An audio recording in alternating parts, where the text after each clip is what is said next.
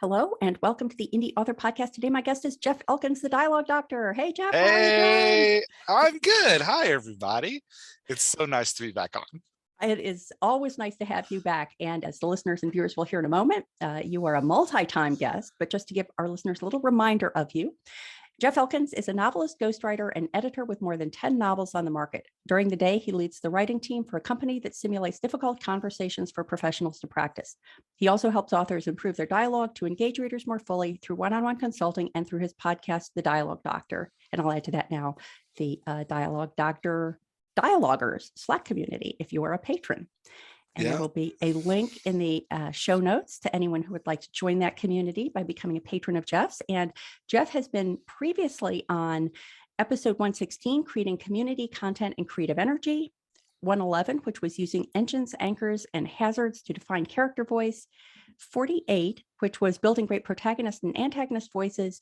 And then he was part of the all-star cast of episode 82, Perspectives on Writer's Block. And before we got started, I said to Jeff that normally I come into these interviews with lots of notes and bullet points about things to talk about. But today, I'm just going to say the topic, and then Jeff and I are going to have a conversation about it. And so the topic is color wheel and characterization. And I'm a sucker for any time a writer finds lessons that apply to the writing craft in a seemingly very different area, like in this case, the art world. So Jeff, with that introduction, let the listeners and viewers know what we mean by color wheel and characterization. Yay. Well, so that's really funny. Yeah, and Maddie, I've been on enough that you can just give me a word and wind me up and let me go. Yeah. So here we go. So in the dialoguer community for the Dialogue Doctor, we have been thinking a lot over the past year and a half of how to best define and build character voices. Because one of the overarching problems that I find authors have is that all of their characters sound the same. So all of their characters sound like them. And the question is, how do you get away from that? How do you break out of that? How do you break out of it in a way that is easy to use and controllable for you? And then how do we also think about the philosophy behind character voice in order to empower you to better consider how you're building and then writing and then editing character voices? So all of those questions kind of swirl around. And when I talk to authors, they use a lot of different tools. Some authors will be like, well, I think about the movie that I just watched, and then I get a picture in my head of that actor or actress, and then I write the voice to match that actor or actress's voice, which, if that works for you, is a fantastic way to do it.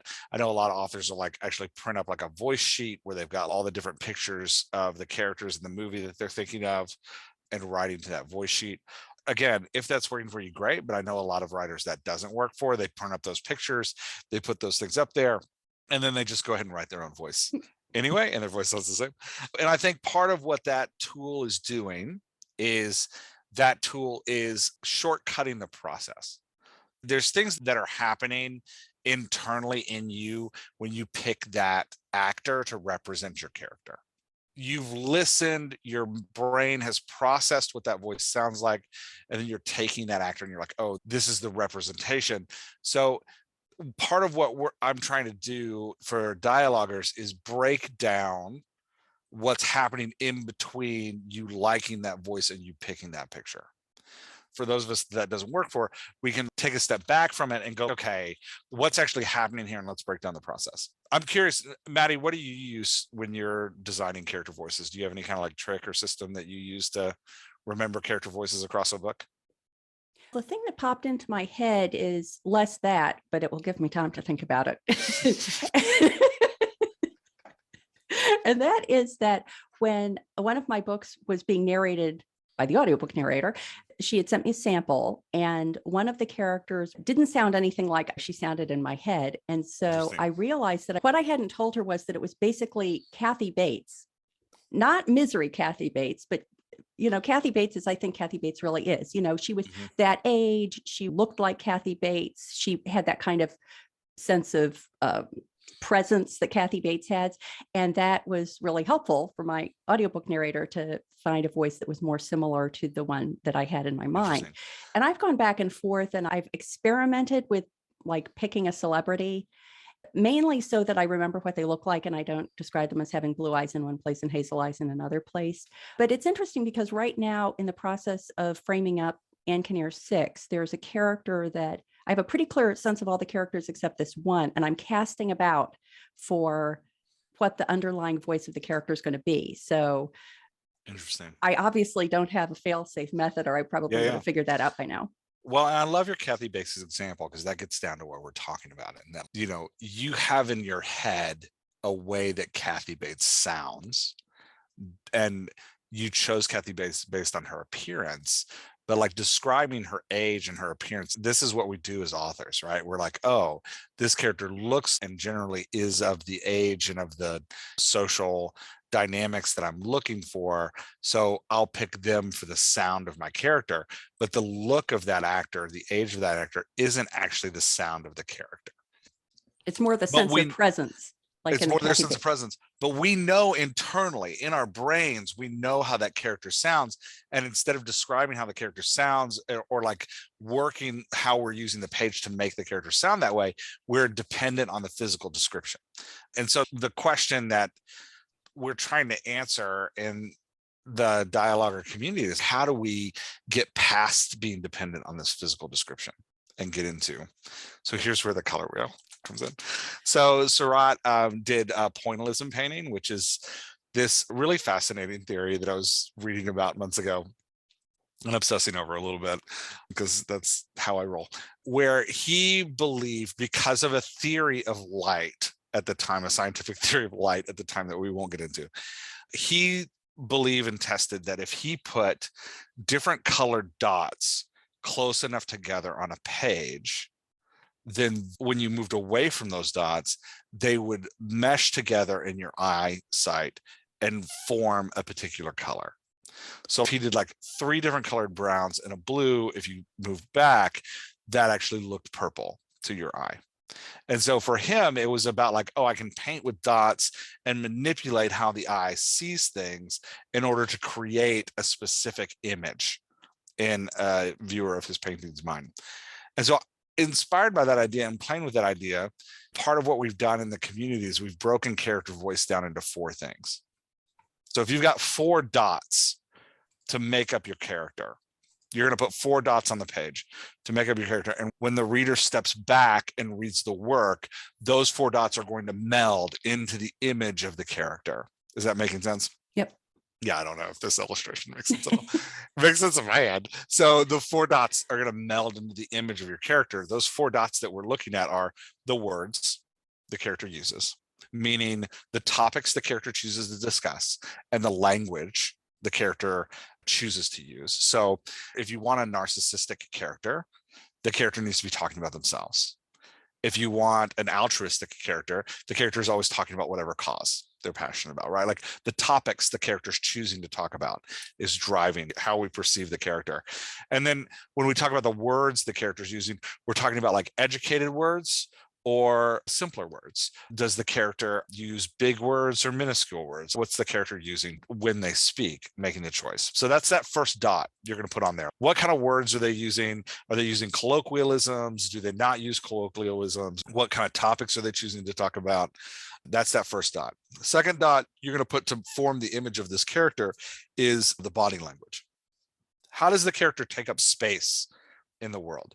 Are they constantly crossing their arms with tight body language to demonstrate that they don't want to be noticed? Do they speak with their hands? Are they gregarious to illustrate that they're trying to engage the room and draw attention to themselves?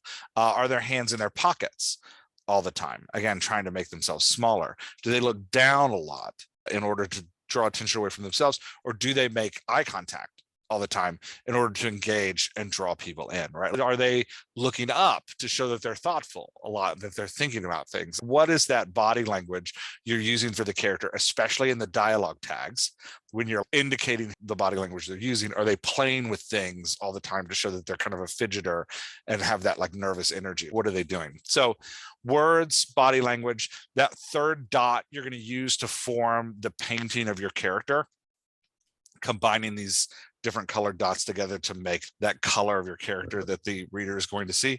The third dot is cadence. And by cadence, we use the word cadence because it has that inference of musicality, and we're really talking about the musicality of your character's voice. So with cadence, we're talking about the length of the sentences, the punctuation that's used, the amount of sentences spoken at a time. So, for example, an uncertain character, a character that doesn't have a lot of self-confidence, may speak in short sentences with periods to end their participating in the conversation quickly. A rambly character that talks a lot may speak in a lot of sentences separated by commas, so that those sentences stretch out and go on and on. So we're manipulating that dot to communicate how the character engages with the world, with the musicality or the cadence of the sentences they use. One sentence versus three sentences at a time, periods versus question marks, so that they seem uncertain about everything and that they're trying to invite people into dialogue, or those like rambly commas that just keep going, that don't seem to ever stop, that repeat themselves a little bit in one long on sentence, allows us to change that color of our character as it comes out on the page. Then the last thing is pacing, and pacing has to do with how they engage with the other characters around them. Are they talking first? Are they talking last? Are they jumping in? Are they pulling out? What does that look like? And that all stems from your character's personality, right? If your character is a leader and a commanding character, they're not going to speak first. They're going to listen to everybody else talk, and then they're going to give the final word in every conversation. That determines how things go. If your character is more a manipulator, we're going to find them jumping in the time in conversation. When there's an open spot and there's open air, they're going to jump in to kind of assert their opinion. If your character is a shy person, they're going to avoid talking until they're called on, right? This is all pacing and has to do with like the character's relationship with another. So we got our 4 dots. Tell me if you're about to address this question, but early on, because I think I heard an early thought about this color wheel concept. And at the time, the focus was pairing of characters. So the examples I heard you talking about were, if you have 2 characters and you're trying to create a comedic situation, then you pair them, and up close, each of them is this way. And then you step back and you get a different effect because of the we're getting there, which is pretty cool. What I'm wondering now is that if each of the points is one of those 4 components, or each of the points is a character, it's starting to sound very complicated. Yeah, and it doesn't have to be. So what we're going to do is keep backing up. So we got to look at the individual character first, and then we can back up again and look at the whole cast. Okay. What I tell writers that I'm editing with now is the goal of breaking down a character voice into those 4 components is to give you limitless options in voice, so that you don't have to be like, oh, I want this character to sound like Kathy Bates because she sounds like an old woman, but to be like, okay, I want this character to have the confidence of Kathy Bates. And when I hear confidence, I hear them just speaking in one sentence at a time with a period at the end, where they're going to say the thing they want to say and say it. They're also going to listen a lot. So their pacing is going to be, they're only going to say something when they actually have something to say. Yep. And maybe I can play with their body language a little bit so that they have more confident body positions. Once you have that defined for the character, you don't have to touch it again. And when you go to write that character, if I'm writing a paragraph and a half for that character, it better be a big emotional moment where that character is moving out of their character voice to make a point, right? But most of the time, this character is going to enter the conversation when they have something really to say. Otherwise, I'm just going to be describing their body language, and they're going to speak in one sentence. And so I've taken those 3 little dots and I've made a blue color for my Kathy Bates character. And then let's say, okay, I want another character, and I want this character to come off as super happy and really excited about life. They're vivacious. They like love life. So I'm going to change their cadence, and I'm going to make sure I'm always giving them like 2 to 3 sentences at a time. And those sentences are going to be a little bit longer. I'm going to start to use commas. And then I'm going to make sure that their topics are always optimistic. So I don't need all 4 dots to paint that character. I just need to take 2 of those dots and put them together. And now I have a bright green color. Does that make sense? Because I've taken that like yellowish, sunshiny optimism, and then I've taken that more like light green. The colors are just an illustration. They don't actually matter. Light green, rambly pace, and I've put them together. And now I've got my blue Kathy Bates color and my green, vivacious, excited color. And I know practically how to put those on the page.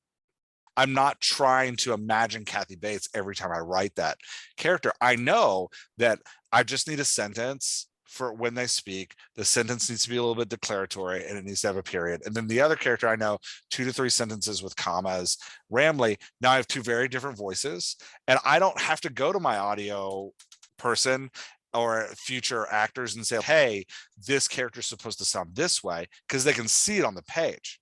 Just reading the character's voice is going to make it sound different. And when you have your character voices separated out that way so that they all sound different, what you can start to do is stop using the he said, she says that we all hate, because the reader will be able to tell when your character's speaking. When there's 2 to 3 sentences, they're all separated by commas, versus my blue Kathy Bates color, that's that one sentence with a period. We know which of those characters they are because they physically look different on the page, and we're taking the tools that we already use in real life and we're translating them into our brain. So that's defining the individual character voices, which is super important before we start talking about a cast. So before we move to the cast and back up another level, we're starting to talk about these different types of components of character voices as like Legos. You can use a 2-block Lego or a 3-block Lego or a 4-block Lego that's squared to build whatever it is you want to build. And so, like you're saying, there's endless options for character voices. You can design as many characters as you want. The question is taking your components, be like, okay, which of these feels strongest to me for this character that I'm imagining? Visualizing your character speaking. When you visualize them speaking, going like, all right, how do they sound? What words are they using? What's their cadence? When are they talking? How are they holding space in the world? How are they moving around in the world?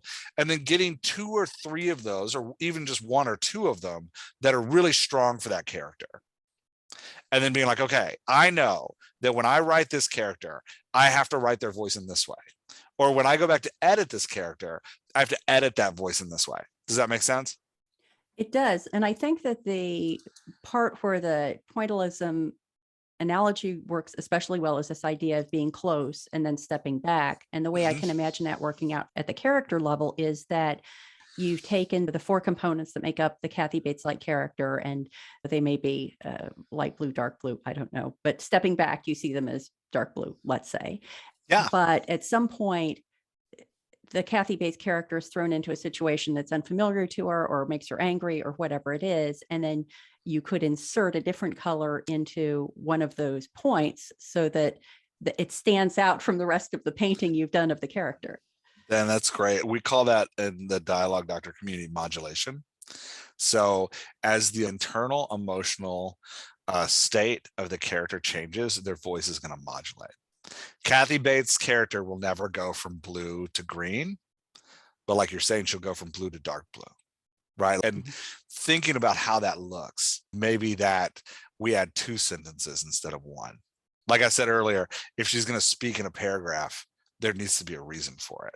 It's that emotional state transition that is that reason that modulates that voice. I encourage authors, just to say, because this does start to feel complicated and overwhelming, I encourage authors not to plan modulation, but just let it happen as you write. Because as you empathize with your characters, if you know their voice and you know how you're writing them, there's going to be a moment in the conversation where they break out of what your norm for them is. And then that's natural modulation. And then I say, now go write that down. Like go write down somewhere like, oh, this is how she modulates when she feels this way. When she's feeling wounded, maybe she stops speaking in sentences altogether and she just uses 1 or 2 words. Just a quick break from the interview. Are you getting value from the podcast? Please consider supporting it and all the work I do at The Indie Author by becoming a patron. To pledge a monthly contribution, go to patreon.com/The Indie Author, or to make an occasional contribution, perhaps to indicate the value that a specific episode or resource provided to you on your creative voyage, scroll to the bottom of any page at theindieauthor.com and click Buy Me a Coffee. And now, back to the interview.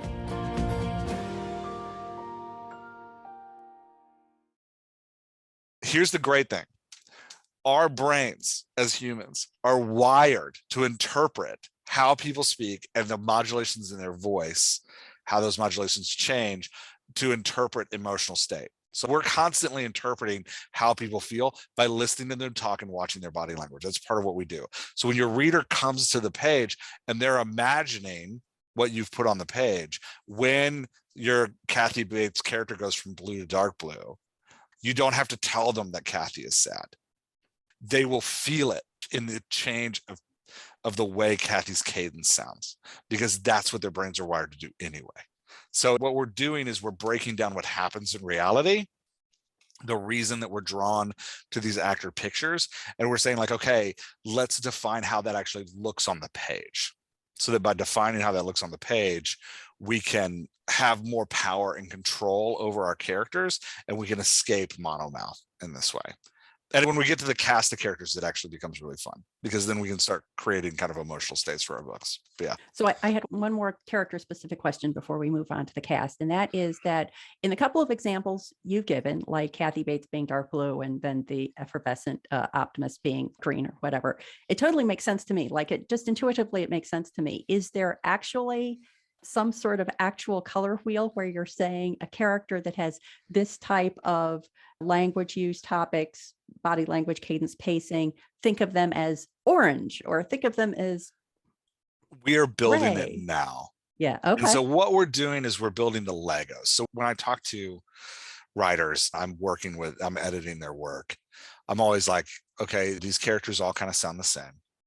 And usually a writer doesn't need to be told that. They come to me, they're like, all my characters sound the same. I'm like, okay, so what's the personality of this character? How do you want this character to feel when the reader reads this character? They'll be like, oh, they're shy. So shy is one quality of a character. You can get shy. You don't need all 4 things to get shy, right? You don't need all 4 dots. You can just use 2, right? Like cadence, few words, 1 sentence at a time, 1 or 2 sentences at a time, like small sentences, 1 or few at a time, because they don't want to talk. Pacing, don't let them talk very often. And then if you want to throw in some body language, like body language that makes them feel small, hands in pockets, looking down, arms crossed, now you have a shy character, right? Let's say that you want a shy character who is also a narcissist. So narcissists, we know, will talk about themselves when the topic comes up, and they're not afraid to brag about themselves as well. So if you have a character who has a pacing of a shy character and the body language of the shy character, but when they do talk, they're constantly complimenting themselves, the words that they're choosing to use are about themselves. And maybe you say like, well, the cadence of a narcissist is someone who, when they get the chance, makes big statements about themselves, or maybe a sentence about themselves, like just 1 sentence at a time, but maybe we're going to give them a couple more words instead of 3 or 4 words. Maybe they have a complex sentence about themselves. Now you have a narcissistic shy person. So you can start to take these Legos and put them together to create this different color of a person, because we said Kathy Bates has this confidence, and we said confidence would be in these declaratory statements. And then Kathy Bates tends to come off as like the wise elder.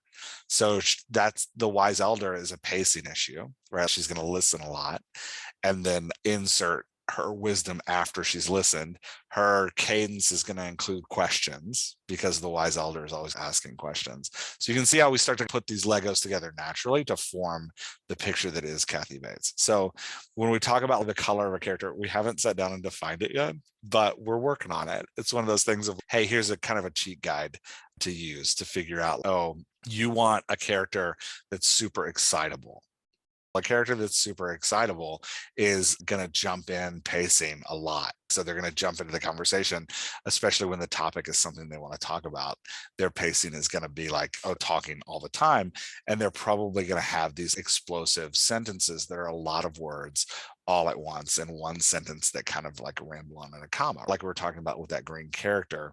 Or another character I always hear people talk about is, oh, I have a lone wolf. I have a lone wolf who's snarky and who makes funny jokes all the time kind of to themselves. So those are 3 different Lego pieces we're using to build that character. The snarky character, they're going to choose words and topics. They're going to talk about what's going on without directly addressing it. That's what snark is. It's commenting on what's happening without directly addressing the people around you. So that's a words thing, right? Like you're choosing specific topics and language that the character talks about. It can also be a pacing thing where you're waiting for something to happen before the character talks. Now, the lone wolf issue is also a pacing issue because lone wolves don't talk to other people a lot, right? Like they're the strong, silent type character. But you can start to see how we're taking these Legos and we're piecing them together. You could also have a lone wolf that's super excitable. So then the pacing is going to be the same, but you're going to change the cadence a little bit. And again, I'm just shifting the color of dots that I'm putting on the page for my character, and that brings out a different color for the reader to enjoy. The reader isn't going to see the individual dots. They're just going to see the color of the character. Right. And that's what we're going for, is like, oh, as an author, if I can latch on to 1 or 2 dot colors for each character, then I can really start to diversify my cast, and all my cast will sound different from one another. Yeah. So now which then leads to cast. Yes. Yeah. So part of what the reader comes to your book for, like when we talk about diversifying your cast's voices and why that's important, part of what the reader's coming to your book for is an emotional journey. And the emotional journey that your reader perceives comes from the interaction between the characters. So it is the friction between the characters metaphorically rubbing up against each other that gives different emotional feels. When 2 characters fight, we get a certain feel.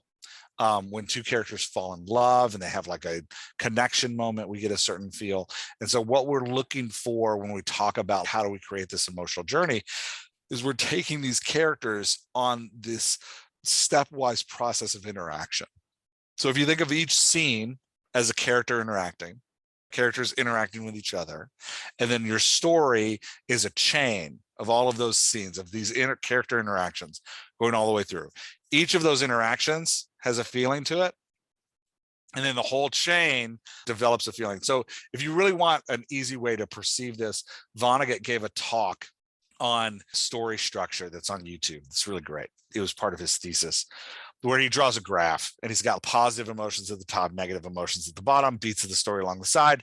And he's like, hey, tragedies start high and go low, and feel good stories start low and go high. And he's like, Man in the Well starts high, loses everything, and comes back up high. He's describing the emotionality of the story. And to build the emotionality of that story, we're just linking a chain together. So in each link of the chain, we're going to have cast members that we're putting together. And let's say we want those cast members to fight. The Guardians of the Galaxy fight all the time. And it's hysterical. When they're arguing with each other, it's really funny, and we love it. They have some very vibrant personalities in that group. There's Rocket, who is the snarky loner who's forced into the group but doesn't want to be there. There's Groot. There's the kind-hearted, compassionate altruist who doesn't speak much. There's Drax, the intense narcissist, who is also oblivious to language and the things going on around him. Like, you can hear me describing the different dots of their personality as I'm talking about each character. I'm not getting down into like how Drax sounds, but you can feel like, oh, the narcissist, he talks about himself all the time, his own desires and goals, who doesn't understand context. We're talking about the words he uses. He takes everything literally. So he's constantly questioning how things are literal, and he speaks in declaratory statements. So we've got these different colored characters.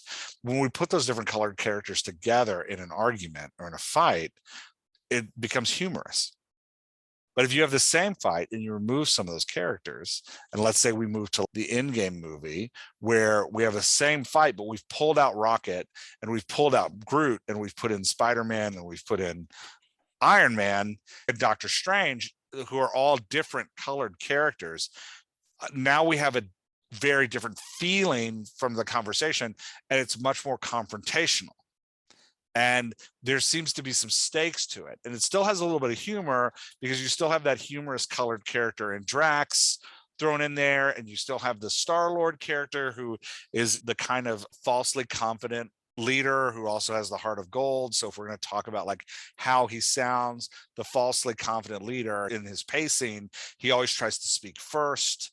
In his topics, he's always trying to put plans together, even when he doesn't have one. So he's always talking about his plans, and he's always jumping into the conversation as soon as he can. He's always trying to take the microphone from everybody else, but he also has a heart of gold. So in his topics, he's quick to relent and apologize. And in his cadence, he never wants to turn over control of the conversation. So he has sentences that are separated by commas and semicolons because he doesn't want them to end. So he's constantly adding, he's going to use a lot of ands, right? So we have this character who also brings in some comedy to it. But then you have these serious characters on top of it, and all of a sudden the scene looks very different and feels very different to the reader. So as we start to think about our scene construction, and we start to think about, okay, if we're going to back up again and use the pointillism illustration of using different colors to create a specific feeling, as we start to think about our scene construction, we start thinking about, all right, what characters can I put in this scene to create this feeling? I want my story to feel like a tragedy. So I'm not going to put in a scene, a critical scene where I really want to rip the heart out of the reader. I can't use comedic characters. If I know my characters and how they feel, and I start to think about, okay, what's the friction, what's the energy created between these characters when I put them in the scene together, I can't write a tragedy with those characters. So if you're writing a tragedy, you need characters that are going to collide with each other and create angst and create worry. So asking about your character voices, like if I put these two character voices in a scene together, do they create worry? So for Romeo and Juliet, for example, we take Romeo and we put him in a scene. He's an optimistic dreamer, right? If we put him in a scene with Juliet, another optimistic dreamer, the feeling of the scene heads upwards because they're both optimistic dreamers. If you're staying true to their voice, it doesn't matter what kind of conversation they have. It's getting in this, like, everything's going to be great. So we need to put Romeo in scenes with realists and pessimists. So an optimistic dreamer focuses their topics on the future. He's always talking about the future. And an optimistic dreamer in his pacing tends to not pay attention to what other people are saying necessarily, but selecting topics that they want to follow up on. So you can tell the optimistic dreamer, oh, it's raining outside and it's cold. It's going to be a terrible day for a picnic. And the optimistic dreamer is going to be like, but what a picnic, right? Like it's picking up on the parts that they want in that pacing and moving forward. So you put two optimistic dreamers in a scene and you just build this energy of positivity. But if you take one optimistic dreamer and you throw him in with a pessimist who is constantly waiting for the optimistic dreamer to talk in their pacing and then inserting the negative after the optimistic dreamer gives the positive, and then the topics they're choosing are negative. So they're waiting for someone else to talk and then commenting on what's been said. That's pacing. And then in their topics, the topics are always negative and they're always pointing out the downside. Now you've got a scene that's going to go downhill and it's going to give a negative feeling. And that's how you create a tragedy, is you have more scenes with optimistic dreamer paired with pessimists, where the pessimists win the conflict as opposed to optimistic dreamer. So if you're thinking about the tone, what you want, so going back to the illustration, you want to paint a picture of Sunday in a park, which is one of Surratt's great pictures. You want to paint a picture of Sunday in the park. Think about the different colored dots you need to give that feeling of calm and peacefulness, to create that image. And then you want to put those characters in scenes together to drive that calm feeling of that scene. The other thing that makes me think of is I jump to interior decorating and the idea that if you have a monochromatic room, let's call that the tragedy, and you put one orange pillow in it, that it doesn't suddenly make the room colorful. It highlights the monochromaticness of the room in the same way that I think I'm remembering this correctly. Juliet's nurse in Romeo and Juliet is obviously there for comedic relief, kind of like the orange pillow. You put the orange pillow in there and it makes the rest of the room, the monochromaticness, clearer in the same way that that comedic moment with the nurse makes the overall tragedy of the story more clear. Yeah. And if you want to write a scene that's going to rip the heart out of your reader and make them sad, don't put the pillow on the couch. Don't bring that bright orange pillow into the monochromatic room. Don't put that character there, because that character's voice is going to mess up the feeling that you want in that scene. It's interesting because we've talked about the character, we've talked about the cast, and then there's the even larger story that if you step back far enough to see Romeo and Juliet as a story, it's going to be the tragic color. and you're going to lose the pop of orange that the nurse provided. It's only as you step close to it, like when you're in that scene, then you're experiencing that orange. And when you step way back to see the whole story, the overall sense of the story, no one would ever think back to Romeo and Juliet and think that it's a comedy because of the nurse scenes. Yeah. And I think part of what I'm doing sneakily behind the scenes, I think a lot of times when we approach our story, we think about, okay, what are the plot points? What are the beats? I know I did. When I first started writing, I was obsessed with Save the Cat. Like, I got to have the right beats at the right time, at the right moments. It's great. It's fantastic. I'm not questioning whether or not you should use that, but I don't think that works for every author. I meet a lot of authors who's like, that doesn't fuel my writing. That doesn't make me excited. So trying to help those authors find a different way to be excited, rather than asking about the plot points, let's ask about how the scene makes somebody feel. And then giving you tools to create that feeling. Because plot points can create that feeling, but the plot point itself is not what the reader feels. The reader feels the engagement of the characters. So if you're a pantser and you want to write by the seat of your pants and you don't want to define a plot point, man, I need a scene here that feels this way, then another tool you can use to create that feeling is deciding what characters you want in that room. The room being the scene that you're writing. But before you can get to what characters you want in that room, you have to know how to build a character voice. So it's that we have to start small and talk about, okay, how to create a specific color of character. And then we can start talking about how do I combine those colors to give a certain feel or like a certain aura of the scene. And I think there's the whole, you talk about monomouth and monochromaticness of a story or a scene or a character would be similarly, I think, a red flag. A red flag. And my theory, my unproven theory, is that the reason we have specific plot structures for genres is not because the reader loves that plot, but because the reader loves how that plot makes them feel. So my theory is that we can start playing with plot structure if we can create those feelings with the right characters and the right scenes. So it can free you up from plot structure because you can still give the reader that feeling by messing with the characters that you're bringing around. And because the goal is to like give us as authors the tools we need to do the job. I want you to have the tools you need in order to build the house that you want to build. And so if you need a specific miter saw, let's make sure you have that saw. So one of those tools is you get knowing how to build a character voice, right? These are the 4 components. Use this tool however it is helpful to you. How to create the emotional texture of a scene has to do with the characters that are talking to each other in that scene. Use this tool now to go and play and design whatever beautiful piece of artwork you want to design. So if a writer wants to experiment with this, and I'm thinking back to Georges Seurat working on his painting, and I imagine that he stepped close to it with his tiny brush and he put on the one dot of color, and then he stepped back and he saw what that did. I imagine he did many experiments with this before he launched into the giant paintings for which he became famous. Is there any analogous actual exercises that a writer should go through? Would the analogy be you write the character and then in some way you step back to see how that character's behaving among the other characters that they're next to? Yeah, so I want you to learn in a productive way. I started off writing short stories. I wrote a short story every night for a year when I first started writing. And a lot of those short stories turned into my books. They became books later. So we want to write in a way that's not going to be wasted words, because who has time to sit around and, exercise short stories? So let's exercise in a productive manner. That being said, you're probably working on a book. You probably have some characters in your mind for that book. The first exercise I would do to learn to write character voice is I would take those characters and I would put them in different settings and write a short story about that setting, right? 500 words on your character ordering coffee. And then take the character you just wrote, pull them out and put your next character in.